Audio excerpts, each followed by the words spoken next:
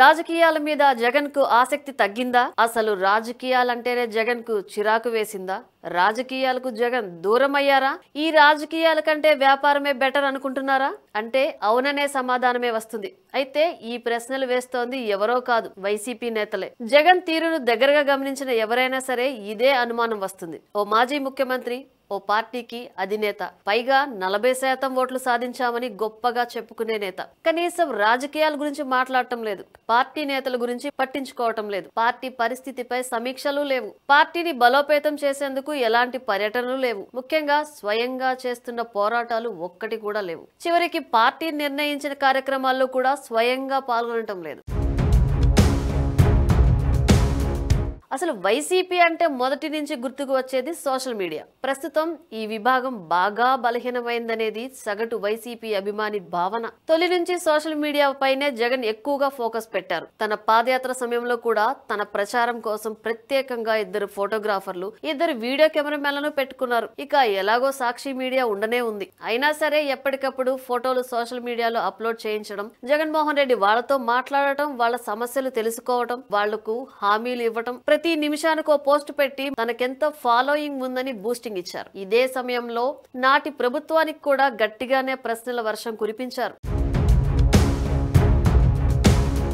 ఇక అధికారంలోకి వచ్చిన తర్వాత జగన్ మళ్లీ అదే సోషల్ మీడియాను నమ్ముకున్నారు. అయితే ఈసారి మాత్రం ట్రెండ్ మార్చారు. సోషల్ మీడియా కోసం స్పెషల్ టీం అపాయింట్ చేశారు. వారి పని కేవలం జగన్ బూస్టింగ్, అలాగే జగన్ ను దూషించిన వారిపై వ్యక్తిగత విమర్శలు చేయడం, మార్ఫింగ్ ఫోటోలు షేర్ చేయడం, వ్యక్తిత్వ హననం చేయడం ఇదే పనిగా పెట్టుకున్నారు. అందుకే ఎన్నికల ముందు, పోలింగ్ తర్వాత కూడా ఐపాక్ టీం సభ్యులతో ప్రత్యేకంగా సమావేశమయ్యారు. వారికి ప్రత్యేకంగా ధన్యవాదాలు కూడా తెలిపారు. ఇప్పుడు పరిస్థితి చూస్తే పూర్తిగా మారిపోయింది. గతంలో ఐపాక్ కోసం, సోషల్ మీడియా కోసం ప్రత్యేక ఆఫీసులు నిర్వహించిన వైసీపీ ఓడిన తర్వాత ఆ కార్యాలయాలను మూసివేసింది. మొత్తం సోషల్ మీడియా వ్యవస్థను హైదరాబాద్ తాడేపల్లి ప్యాలెస్ కు మార్చేసింది. అలాగే ఐపాక్ తో ఒప్పందం కూడా రద్దు చేసుకుంది. ప్రస్తుతం వైసీపీ సోషల్ మీడియా విభాగంపై జగన్ ఏ మాత్రం శ్రద్ధ చూపించడం లేదనేది పార్టీ నేతల ప్రధాన ఆరోపణ. కేడర్ లో ఉన్న ఉత్సాహం అధినాయకత్వంలో కనబడటం లేదనేది కూడా రాజకీయ విశ్లేషకుల మాట. ముఖ్యంగా సోషల్ మీడియా గురించి మాట్లాడుకోవాల్సి వస్తే తెలంగాణలో కేడర్ బలం లేకపోయినా కాంగ్రెస్ ప్రభుత్వాన్ని బీఆర్ఎస్ సోషల్ మీడియా దడ పుట్టిస్తోంది. కొన్ని సంస్థలను ప్రత్యేకంగా ఏర్పాటు చేసుకుని ఏ చిన్న అవకాశాన్ని కూడా వదలకుండా ఏకి పారేస్తుంది. కేసులు పెడుతున్నా వెనక్కు తగ్గడం లేదు. కానీ ఏపీలో మాత్రం టీడీపీ ప్రభుత్వాన్ని టచ్ చేసేందుకు కూడా వైసీపీ సోషల్ మీడియా భయపడుతోంది. వైసీపీ సోషల్ మీడియా ఇప్పుడు డిఫెన్స్ లో పడింది. చివరికి టీడీపీ నేతలు చేసిన ఆరోపణలను కూడా వైసీపీ కనీసం ఖండించలేకపోతుంది. గతంలో మంచి జోరుగా నడిచిన వైసీపీ సోషల్ మీడియా వ్యవస్థ ఇప్పుడు ఒక దారి తెన్ను లేకుండా వెళుతోంది. ఇక ఎన్నికల్లో గెలవాలంటే ఏం చేయాలో అనే విషయంపై ఇప్పటికీ వైసీపీ అధినేత దృష్టి సారించలేదు. వాస్తవానికి 2019 ఎన్నికల్లో ఓడిన తర్వాత కొద్ది రోజుల పాటు మాత్రమే టీడీపీ అధినేత సైలెంట్ గా ఉన్నారు. కానీ ఆ తర్వాతి నుంచి కేడర్లో ఉత్సాహం నింపేందుకు స్వయంగా రంగంలోకి దిగారు. 3 రాజధానులంటూ జగన్ ప్రకటన చేసిన వెంటనే ఆందోళన చేపట్టారు. అమరావతిలో పర్యటించారు. రైతుల్లో ఉత్సాహం నింపారు. విశాఖలో పర్యటనకు సిద్ధమయ్యారు.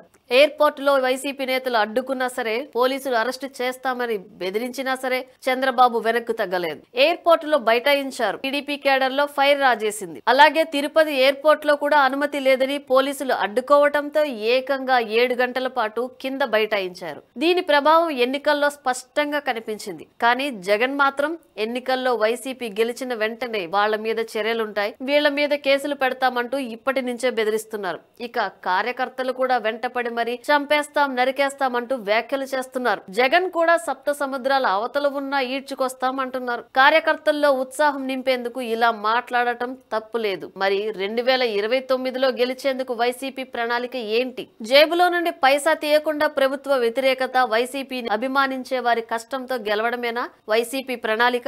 పార్టీ బలోపేతానికి పార్టీ తరపున తీసుకున్న చర్యలు ఏంటి? జగన్ లో మార్పు వచ్చింది అనడానికి రుజువేంటి? భజన పరులను కాకుండా ప్రతిభను గుర్తించి ప్రోత్సహిస్తున్న దాఖలాలు ఏవి?